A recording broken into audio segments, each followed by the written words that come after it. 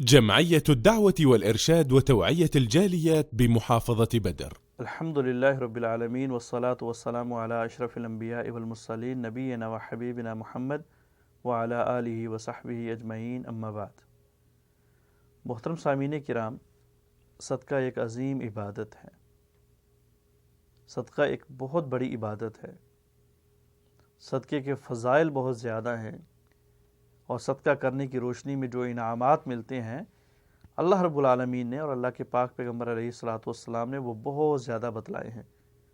آقا علیہ الصلوۃ والسلام نے فرمایا، لوگوں جہنم سے بچو، جہنم کی آگ سے بچو، اگرچہ تمہیں کھجور کی ایک گٹھلی کے برابر ہی صدقہ کر کے کیوں نہ بچنا پڑے. پتہ چلا کہ صدقہ جہنم سے بچاتا ہے، صدقہ جہنم کی آگ کو ٹھنڈا کرتا ہے. صدقہ جو ہے وہ انسان سے بلاؤں کو، مصیبتوں کو، پریشانیوں کو، مشکلات کو دور کرتا ہے، ان کو ٹالتا ہے. صدقہ کرنے کی وجہ سے اللہ رب العالمین انسان کے درجات کو بلند فرماتے ہیں.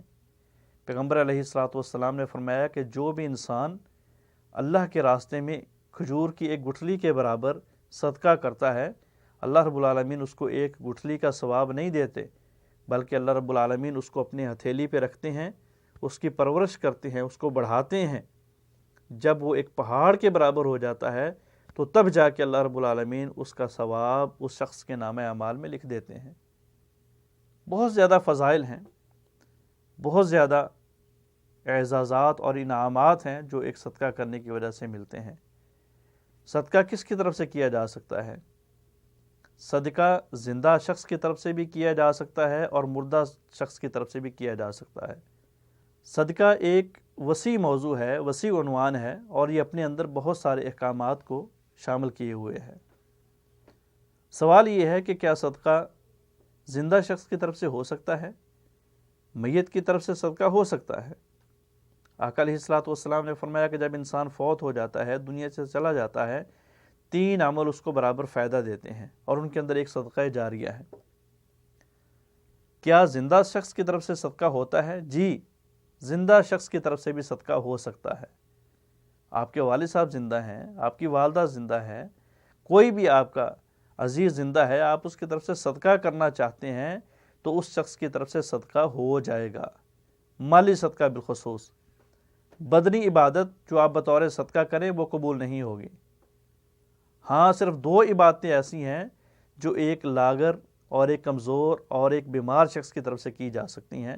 مثال کے طور پہ اس کی طرف سے عمرہ کیا جا سکتا ہے، اس کی طرف سے حج کیا جا سکتا ہے، اور اس عبادات کو سر انجام دینے کے لیے جس کی طرف سے آپ کر رہے ہیں اس کو بتلانا ضروری ہے. لیکن اگر آپ کسی زندہ شخص کی طرف سے مال خرچ کرنا چاہتے ہیں اور یہ نیت رکھنا چاہتے ہیں کہ اللہ اس کا اجر فلاں فلاں شخص کو دے، تو یہ جائز ہے اور اس شخص کو بتلانا بھی ضروری نہیں ہے. آج کے حالات میں، آج کے معاملات میں جو صدقہ لوگ بطور کھانا یا بطور پیسہ دیتے ہیں، لیکن ایک محدود وقت میں دیتے ہیں، محدود دن میں دیتے ہیں، اس کو جو ہے وہ شریعت کے اندر بدعت کہا گیا ہے. اس کا اسلام کے اندر کنسیپٹ نہیں ہے، شریعت کے اندر کنسیپٹ نہیں ہے کہ وہ کام جو آقا علیہ الصلوۃ والسلام نے کیا نہیں، آپ اس کو ایک مخصوص شکل دے کے مخصوص دنوں کے اندر کرو. اگر ایسا نہیں ہے، کسی بھی ٹائم کچھ بھی آپ کسی میت کی طرف سے یا کسی زندہ شخص کی طرف سے صدقہ کرنا چاہتے ہیں تو آپ کر سکتے ہیں، جائز ہے، اور یہ عمل قرآن و حدیث کی روشنی سے ثابت ہے. اللہ عمل کی توفیق عطا فرمائے.